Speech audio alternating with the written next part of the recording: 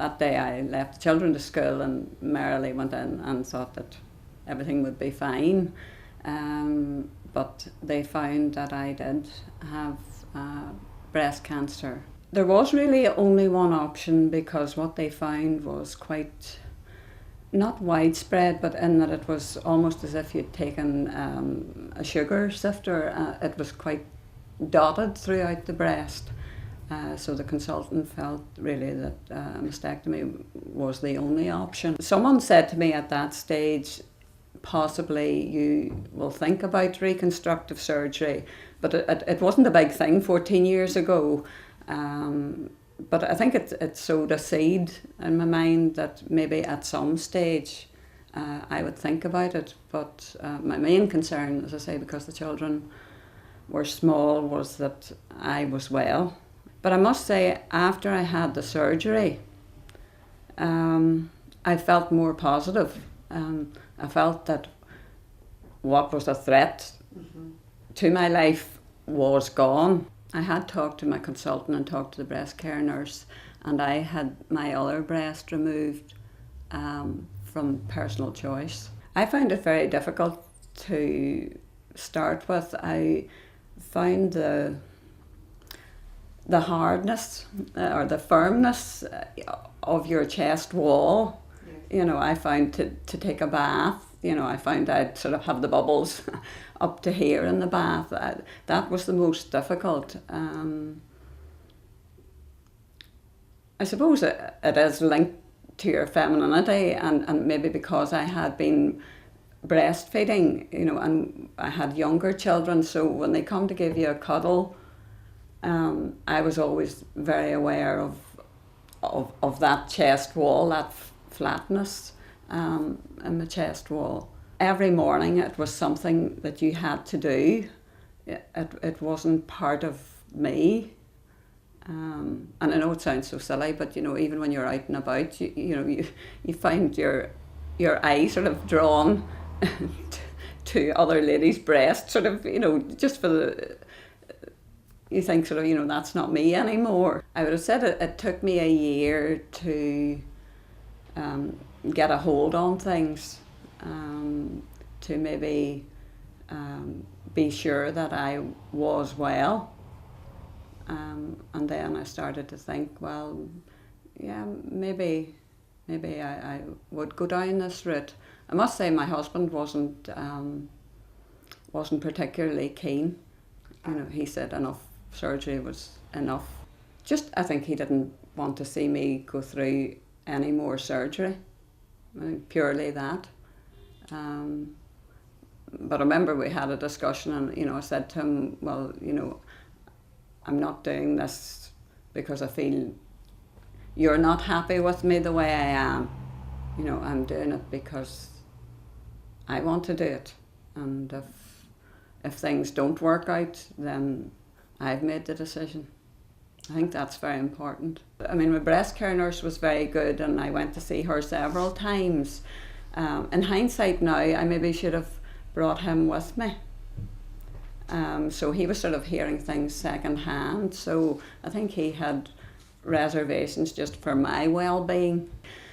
So I went to Belfast and had an assessment to see what type of reconstructive surgery, either tummy or my shoulder, or just simple implants. So I was told I wasn't suitable for the other two, so that it would just be implants. Just because I didn't have enough weight here, and they had explained taking from my shoulder, and again I didn't want to swap one major operation for another. So it was left sort of between those two for me to decide, and I felt that the implant road was the better option. At that time it was less disruptive surgery for the family, you know, and for myself. And I felt, you know, I was going to have 2 scars here, you know, and did I need a third? So it was less invasive, I felt, to go for the implants. I went first of all, and they had to stretch the skin. So I was told beforehand to take very good care of my skin. It would be a benefit because I hadn't had radiotherapy. So they stretched the skin and I had one operation where they put the sacs to fill them with water, to stretch the skin to whatever size. You know, I could have been a 44 double D if I wished, but I chose to stay reasonably the same.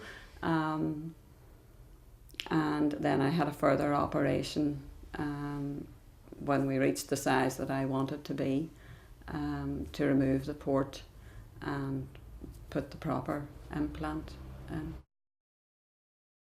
Recovery time was good, and I was back into family life again without any great trauma.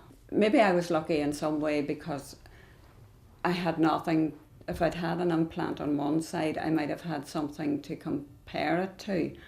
But the fact that I had both breasts removed and the implants are basically the same, was okay. It does take the implants. They're much more proud than your own breast would be, and I think I found difficulty with that. Your own breast would be more pendulous, and even in wearing a bra, there's still not every bra that will suit. You know, because your breasts sit more proud than a normal breast would. For them to become, you know, now they're part of my body. For a while they didn't feel part of my body. For a while it felt as though I had a harness on, but you know, I think after about a year, you know, it didn't feel any different. For me, I'm very happy. You know, people would ask me, you know, do you think I should have reconstructive surgery? And I can only speak for myself, but I am more than happy. And confidence-wise, it was a big thing for me. I didn't realise until I'd had the reconstructive surgery that some of my confidence had gone. Implants had bad press for a while.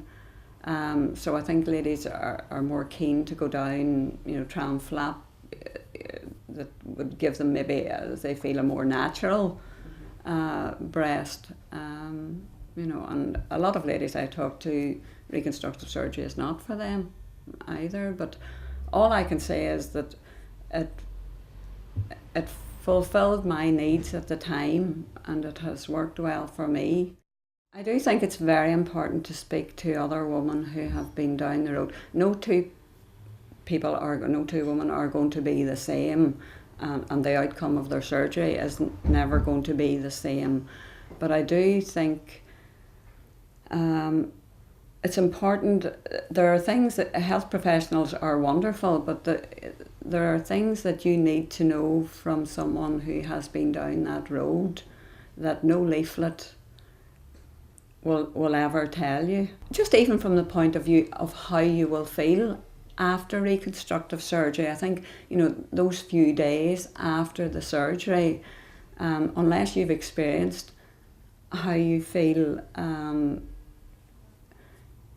you know, how unnatural it feels for at least I'm talking from my personal experience, how unnatural it felt for those first few days, but to know that it will get better, you know, and the outcome will be good. I think you just need someone to say to you, you know, and I think sometimes we can have too much official information. You need to know, yes, details, and you need to know all the practical things, but you also need to know the personal things that, you know, that maybe women wouldn't say to their husbands. There are things that I haven't said to my husband or my family that I have shared with other women.